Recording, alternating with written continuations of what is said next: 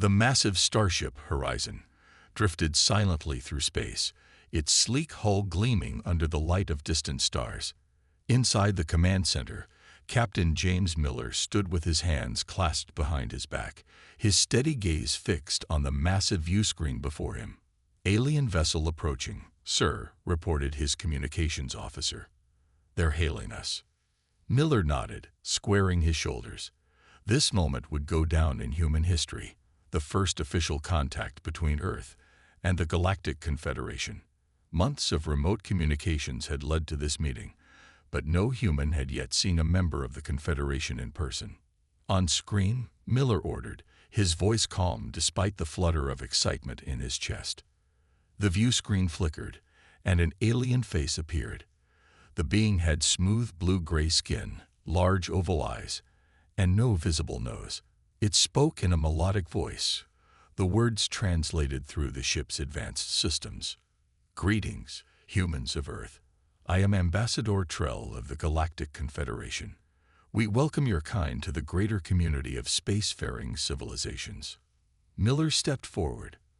"On behalf of Earth and all humanity, we are honored to meet you, Ambassador. I am Captain James Miller of the Earth exploratory vessel Horizon." The meeting continued with polite exchanges, but Miller noticed something odd. Whenever they discussed Earth itself, the aliens seemed to grow uneasy. "Your records indicate Earth has gravity at 9.8 meters per second squared," asked one of Trell's science officers, blinking rapidly, "and atmospheric oxygen levels of 21%. "That's correct," answered Miller's science officer, Tom Reed. "Standard Earth conditions." The aliens exchanged glances. One whispered to another, though the translation system caught their words. "That can't be right. Nothing intelligent could evolve in such conditions." Miller pretended not to hear, instead focusing on establishing diplomatic relations. The meeting moved to a virtual tour of Earth, showing its varied environments, from scorching deserts to frozen tundras, dense jungles to open plains. With each new image, the aliens' discomfort seemed to grow. "And these storms, these hurricanes, they happen regularly?" asked Trell, watching footage of powerful winds tearing through coastal regions. "Several times a year in some areas," Reed explained casually. "We've learned to build for them or evacuate when necessary." One of the alien scientists dropped a data pad, his hands trembling. "And you say humans evolved on this planet? You didn't colonize it from elsewhere?" Trell asked, trying to keep his voice neutral. Miller frowned. "Of course we evolved on Earth. Our entire biological history is there, from our earliest ancestors to modern humans." Trell nodded too quickly. Of course. Fascinating." The meeting concluded with an invitation for Earth to send representatives to the Confederation's central hub for further discussions. As the communication ended, Miller turned to his crew. "That went well enough, I think," he said. Reed looked thoughtful. "Did you notice how strange they acted when we talked about Earth? Almost like they were scared." "Maybe our world is different from theirs," Miller suggested. "We'll learn more when we visit their hub." What Miller didn't see was the scene aboard Trell's ship after communications ended. The ambassador turned to his science team, his large eyes wide. "Scan that planet again. Check every reading." "It can't be possible," he ordered. "If their world is as they describe, then we may have just encountered the impossible, intelligent life from a Deathworld." "But Deathworlds are theoretical," protested his chief scientist. "No sentient species could evolve in such hostile conditions." Trell looked back at the view screen, where Earth floated like a blue jewel against the blackness of space. "Theoretical until now, perhaps. Send all data to the Science Council immediately. The humans must never know what they truly are." 3 months after first contact, the Grand Chamber of the Confederation Science Council buzzed with tension. The circular room, lined with tiered seating for representatives of 32 spacefaring species, had never been so packed. At the center stood Chief Scientist Box, a tall, thin alien with silvery skin that rippled when he was nervous. Today, it rippled constantly. "Esteemed colleagues, Vox began, his voice amplified throughout the chamber. I present our findings on the human homeworld, Earth. A three-dimensional image of Earth appeared above the central platform, slowly rotating to show its blue oceans and swirling cloud patterns. Based on extensive scans and data provided by the humans themselves, Earth meets all criteria for what we have long considered a theoretical classification, a death world. The chamber erupted in whispers and exclamations. Impossible, shouted a tentacled representative from the outer rim. No intelligent life could evolve in such conditions. Vox raised a six-fingered hand for quiet. The evidence is clear. Earth's gravity is 1.5 times the galactic average for homeworlds. Its weather systems include devastating storms with winds exceeding 300 kilometers per hour. The planet experiences regular earthquakes, volcanic eruptions, and extreme temperature variations. He paused to let this sink in. Furthermore, the biological competitors humans evolved alongside include over 64,000 species of predators and 8 million disease-causing organisms. The fact that humans not only survived but developed advanced technology is unprecedented. Council member Zill, a respected biologist, stood up. They must be lying. Perhaps they conquered Earth rather than evolved there. Or they've enhanced themselves genetically, suggested another member. No natural evolution could produce creatures able to withstand such conditions. The chamber doors slid open, and all eyes turned as Elizabeth Carter, Earth's scientific liaison, walked in. She was a short woman with dark curly hair and determined eyes, the only human currently allowed to attend council sessions. We heard you were discussing Earth, she said calmly. I thought I might provide clarification. Vox looked uncomfortable, but nodded. Human Carter, your council status permits your presence, but this matter is about my species and my home, she finished for him. And you're wondering if we're lying about where we come from. She approached the central platform, pulling up her own data on the display. Here is our complete fossil record, showing human evolution on Earth over millions of years. Here are DNA samples linking modern humans to our ancient ancestors, all from Earth. Carter switched the display to show humans living in various environments.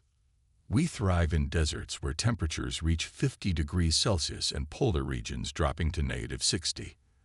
We evolved running long distances in hot weather when most predators would overheat and collapse. Our bodies can heal from incredible injuries that would kill most species. The council chamber had gone completely silent. We didn't know we were special, Carter continued softly. To us, Earth is just home. An elderly council member named Grex, respected for his wisdom, spoke up. If what you say is true, then humans are the first confirmed species to evolve on a death world. The implications are disturbing. Why disturbing? Carter asked. Shouldn't this be exciting scientific news? Vox and Grex exchanged glances before Vox answered reluctantly. Our evolutionary theories suggest that species shaped by harsh environments develop certain traits: aggression, territorial behavior, physical resilience at the expense of higher reasoning. Carter laughed, which startled the aliens. Yet here I am, discussing advanced astrophysics with you. We're not mindless brutes. No, Grex said quietly. You're something we've never encountered before, and that, human Carter, is precisely what concerns us. As the session ended, Vox officially entered into galactic records what many still couldn't believe. Earth was the first confirmed death world, and humans were its impossible children. The central station of the Galactic Confederation spun slowly in the darkness of space, a massive wheel-shaped structure housing representatives from hundreds of worlds. Today, it welcomed its newest visitors, a delegation of humans. Major Alex Taylor led the small military contingent, part of a larger diplomatic and scientific mission. He was a tall man with broad shoulders and a friendly smile that hid years of special forces training. As he stepped through the airlock with his team, he immediately noticed something strange. Does the gravity feel weird to you? whispered Jenkins, one of his surgeons. Taylor nodded. The artificial gravity seemed to fluctuate subtly, creating a sensation like walking on a gently rocking boat. He watched as their alien hosts moved with deliberate, careful steps. "Welcome, humans," said Kryn, their blue-skinned guide. "Please move slowly. Our station's gravitational systems are optimized for multiple species and can cause discomfort until you adjust." Taylor exchanged glances with his team before replying. "We feel fine, actually. Lead the way." Kryn blinked 3 times rapidly. What Taylor had learned was their expression of surprise. The humans walked normally, even casually, while other visiting aliens seemed to struggle with each step. The diplomatic reception that evening was filled with curious aliens eager to meet the Deathworlders, as humans were now unofficially called. Scientists asked endless questions about Earth, while military officials observed the humans with poorly concealed wariness. "Tomorrow we have arranged for cultural exchanges," announced Ambassador Trell, "including what your people might call friendly competition in our recreation facility." The next morning, Taylor and his team arrived at a large gymnasium-like space. Representatives from various worlds were gathered to participate in athletic events designed to showcase different species' abilities. "The gravity here is set to Confederation standard," explained Kryn. "We have adjusted the equipment to accommodate human physiology, but please inform us if anything causes discomfort." Taylor smiled. "We'll be fine." The first event was a simple test of strength, moving weighted objects across a marked field. The alien competitors strained to push objects half their body weight. When Taylor's turn came, he easily moved weights 3 times heavier. The crowd watched in stunned silence. In the endurance test, participants ran on a track with increasing gravity. Most aliens dropped out after a few minutes. Taylor and his team completed the full course, barely breaking a sweat. "They're not even breathing hard," whispered one observer to another. "How is that possible?" The reflexes test proved even more dramatic. Taylor caught projectiles fired at speeds that appeared as blurs to the other species. Jenkins demonstrated human jumping ability, clearing obstacles that stood chest high. "This is amazing," said a scientist, scanning the humans with a handheld device. "Their muscle density is remarkable, and their cardiovascular system. It's like they're built for constant crisis." By the end of the day, the humans had won every event, often breaking station records. During the celebration meal afterward, Taylor laughed at a joke and slapped his hand down on a table, which cracked under the casual impact. The room fell silent. "Sorry about that," Taylor said, genuinely embarrassed. "I forget my own strength sometimes." That night, General Krax, head of Confederation Security, reviewed the day's footage with his advisors. "Do you understand now?" he asked grimly. "These humans evolved on a world that would kill most of us within hours. Their bodies are built to survive conditions we can barely imagine, and they consider it normal." "But they seem peaceful," said an advisor. "They've shown no aggression." Krax's eyes narrowed. "They don't need to. Their very existence is the product of violence, of surviving a world that tried to kill them at every turn. And now they're here, among us, walking through our gravity fluctuations like they're nothing." He turned off the footage. "Pray they remain friendly, because I'm not sure we could stop them if they weren't." Alarms blared throughout the Confederation's Central Command.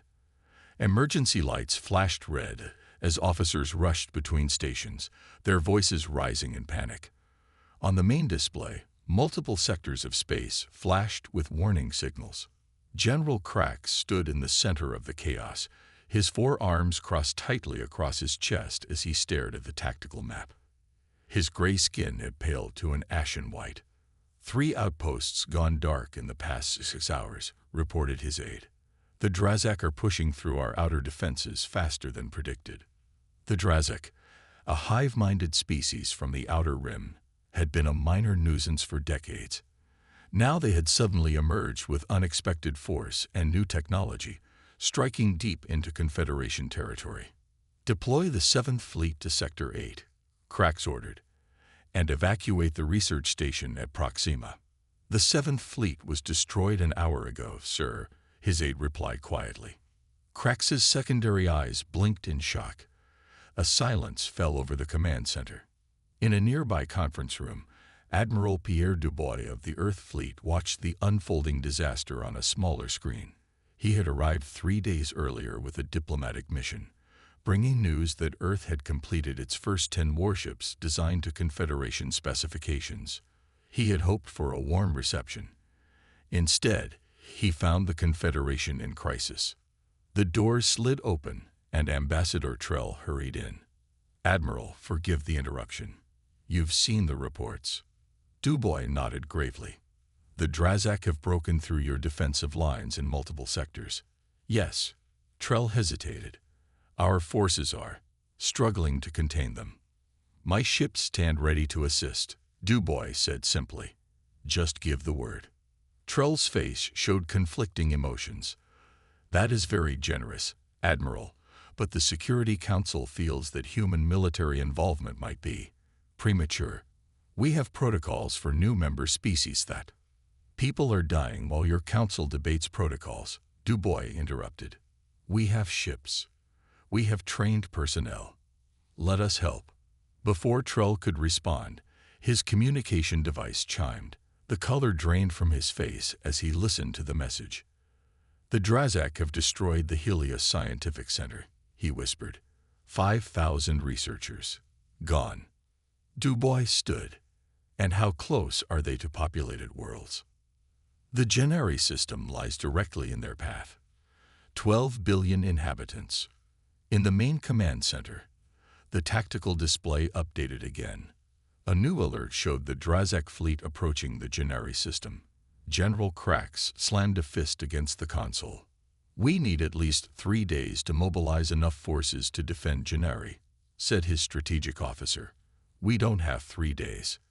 The door opened, and Trell entered with Admiral Dubois. General, said Trell, the human admiral has offered assistance. Crax's upper eyes narrowed. We barely know these humans. Their ships are untested in battle. My fleet can reach Genari in 14 hours, Dubois said calmly. Our vessels are faster than anything the Confederation has, and my people are trained for combat. We can hold the line until your reinforcements arrive. And what do humans want in return? Crax demanded. Dubois met his gaze steadily. Nothing.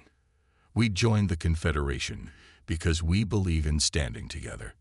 This is what allies do. A tense silence filled the room. Finally, Crax gave a curt nod. Very well. I will authorize this. Human intervention.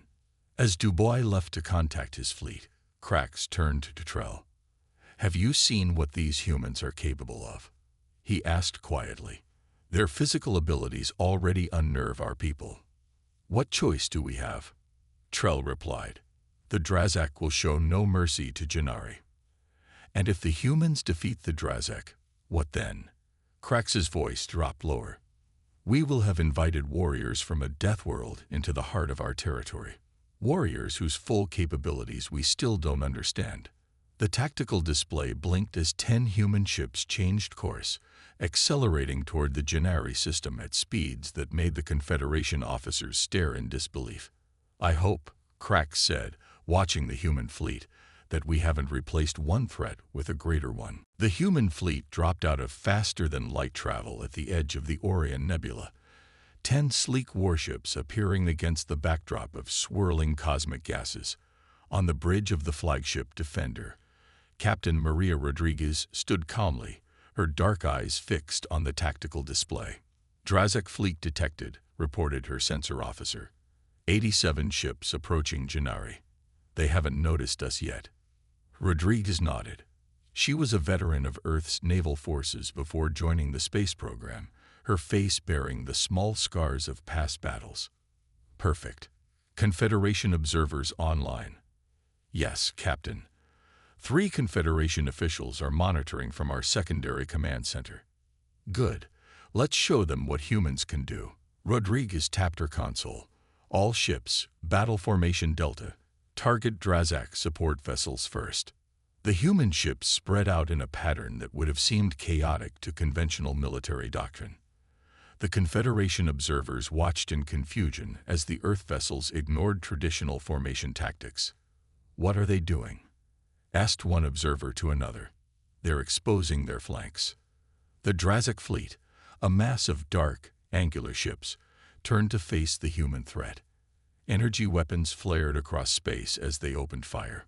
But the human ships moved with startling agility, spinning and weaving through the enemy fire. Rodriguez's voice remained steady as she issued commands, directing her ships to strike in waves, hitting the enemy from multiple angles simultaneously. "Radiation spike," warned her science officer as a Drazic weapon detonated nearby, flooding the area with deadly energy. The Confederation observers flinched, expecting disaster. On their worlds, such radiation levels would incapacitate crews within minutes. But Rodriguez merely ordered protective shields adjusted and continued the attack. "How are they still functioning?" whispered a Confederation officer, checking his readings. "The radiation in that section should be debilitating." On the main view screen, 3 Drazic ships exploded in rapid succession as human weapons found their marks. But the tide turned when the Drazic deployed a jamming field, cutting communications between the human vessels. "We've lost contact with the fleet," reported the communications officer, her voice tense. The Confederation observers exchanged grim looks. Without central coordination, the human forces would surely fall into disarray, as would any Confederation fleet. But to their astonishment, the human ships continued their attack with seemingly perfect coordination. Each vessel operated independently yet somehow maintained the overall strategy. "How?" asked a Confederation observer.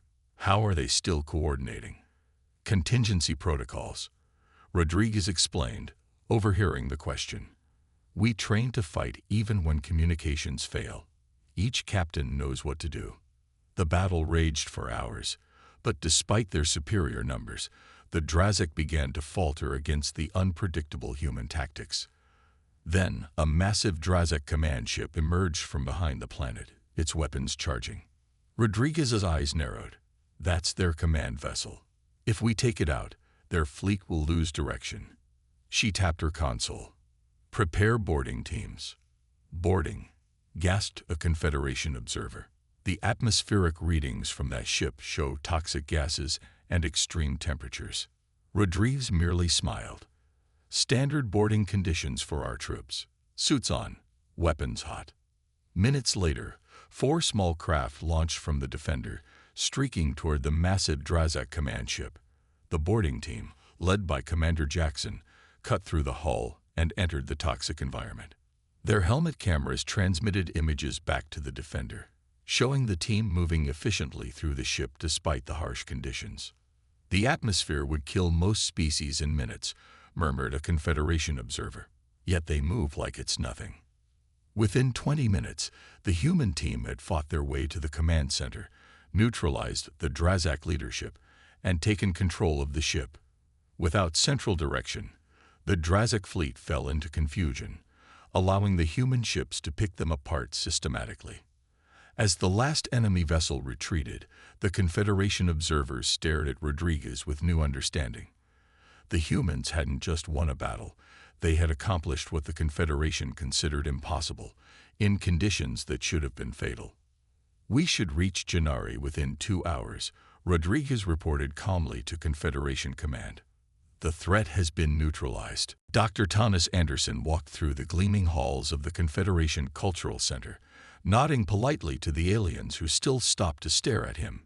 3 months after the Battle of Orion Nebula, humans were no longer just curiosities.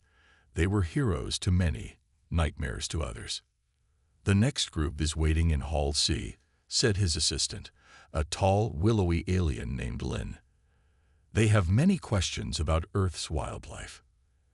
Anderson smiled. "They always do." The cultural exchange program had been his idea, a way to help the Confederation understand humans beyond their physical capabilities. Today, he would explain Earth's predators to a group of scientists and diplomats. He entered a large room where about 30 aliens of various species sat in a semicircle. A massive display screen dominated the front wall. "Welcome, friends," Anderson began. "Today we'll discuss the creatures humans evolved alongside." He tapped a control, and the image of a lion appeared on screen. Gasps echoed through the room. "This is what we call a lion," he explained. "For most of human history, we lived in environments where these predators hunted us. You evolved on a planet with such creatures," asked a small green alien with 4 eyes. "How did you survive?" "At first, poorly," Anderson chuckled. "But we developed tools, cooperation, and eventually, intelligence to outthink our predators rather than outfight them." He showed more images: bears, wolves, sharks, and venomous snakes. With each new predator, the alien seemed more amazed that humans had survived at all. "But these are just the large threats," Anderson continued. "Perhaps more dangerous were the microscopic ones." He displayed images of bacteria and viruses. These caused diseases that killed millions throughout our history. Each outbreak forced us to develop better medicine, better science. Across the station in Laboratory 7, Professor Lena Wilson was having a different conversation with a group of alien psychologists.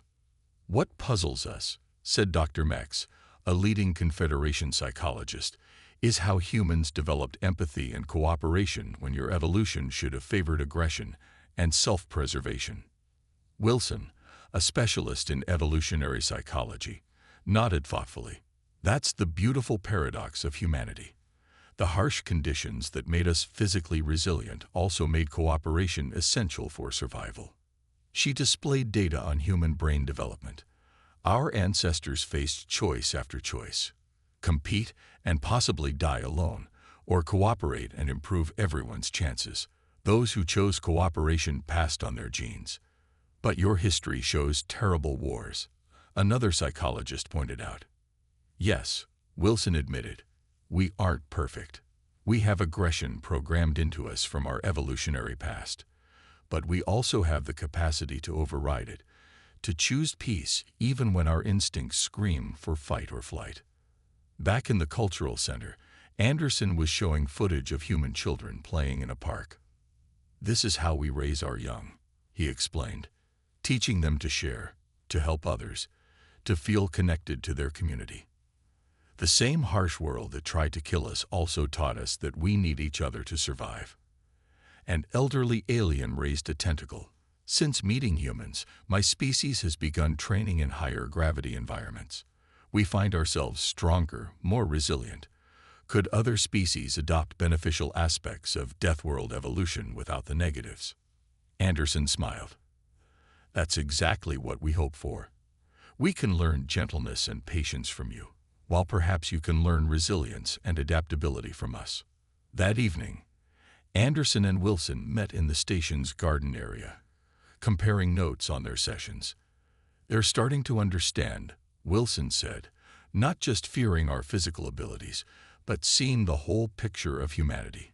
Anderson nodded, watching alien children cautiously approaching a group of human visitors nearby. "Earth shaped us in ways we never fully appreciated until we met the Confederation," he said. "We thought our world was normal. Now we know it forged us into something unique, not just stronger bodies, but minds that can imagine peace even after evolving through constant struggle."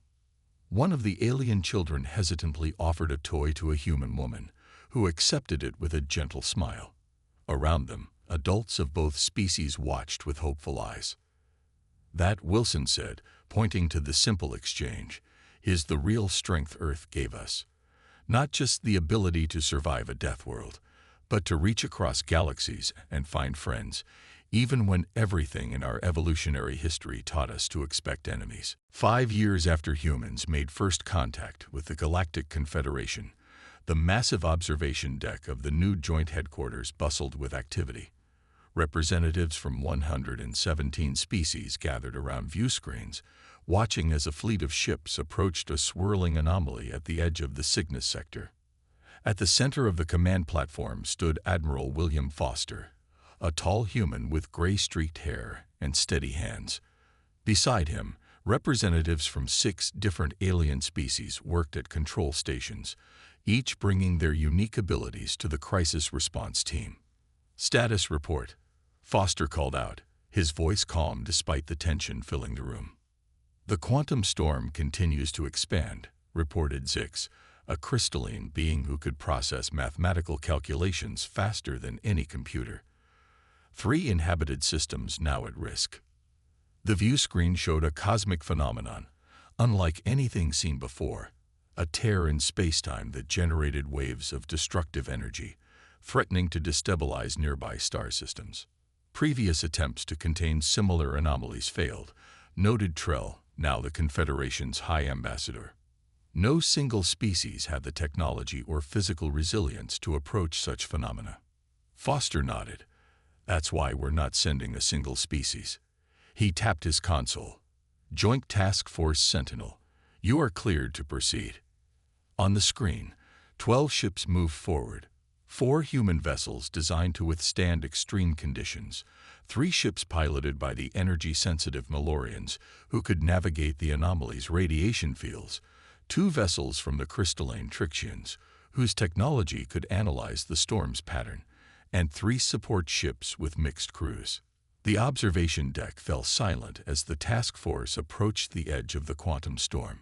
Foster watched calmly while several alien observers nervously checked their environmental controls, a habit many species had developed when feeling stressed around humans. "First phase beginning," reported a human officer. "Shield integration online." The ships formed a precise pattern, their energy shields linking to create a unified field. Inside the human lead vessel, crews worked in conditions that would incapacitate most Confederation species: high radiation, fluctuating gravity, and atmospheric pressure changes. "Remarkable," whispered an elder council member to Trell. "5 years ago, we thought humans were dangerous anomalies themselves. Now they're essential to our survival." The task force pushed deeper into the quantum storm, their combined technologies working in harmony to stabilize the rift. When a sudden energy surge disabled 2 ships, the human vessels moved to protect them without hesitation. 4 hours later, the quantum storm collapsed in on itself, the danger neutralized through the combined efforts of the Joint Task Force. As cheers erupted across the observation deck, Foster stepped down from the command platform to join Trell and the Confederation Science Director, Dr. Vox. "The Academy graduation ceremony is tomorrow," Trell mentioned as they walked. "Will you be speaking, Admiral?" Foster nodded. "Wouldn't miss it." The following day, the Great Hall of the Deathworld Academy was filled to capacity. Established 3 years earlier, the Academy had become the Confederation's most prestigious training center, a place where selected individuals from across the galaxy learned from human instructors how to develop physical and mental resilience. Foster stood at the podium, looking out at the graduating class, hundreds of aliens who had voluntarily subjected themselves to training under Earth-like conditions. 5 years ago, he began, humans were classified as Deathworlders, creatures that should not exist according to conventional evolutionary theory. Your ancestors believed that harsh conditions could only produce strong bodies at the expense of intelligent minds. He gestured to the graduates. "Look at yourselves now. You've trained in higher gravity, challenging atmospheres, and stress conditions you once thought impossible to endure. And you've emerged not just stronger physically, but with greater mental resilience and problem-solving abilities." In the audience, many of the original scientists who had feared humans now nodded in agreement. "Meanwhile," Foster continued, "we humans have learned from you as well. About cooperation without competition, about patience, about harmony with technology rather than dominance over it." He looked out at the diverse faces before him. "The universe tried to kill us on Earth, and instead made us strong. But you've shown us that true strength lies not just in surviving, but in helping others thrive. Together, we're creating something neither humans nor the Confederation could have achieved alone." As the ceremony ended, Foster stood with Trell, watching the mixed groups of humans and aliens talking excitedly about their future assignments. What once seemed our greatest weakness became our greatest gift to the stars, Foster said quietly. Trell nodded. And our greatest gift to you was perhaps helping you see it. Outside the windows of the Academy, ships of human and alien design moved together through the darkness of space, no longer divided by the worlds that made them, but united by the future they would build.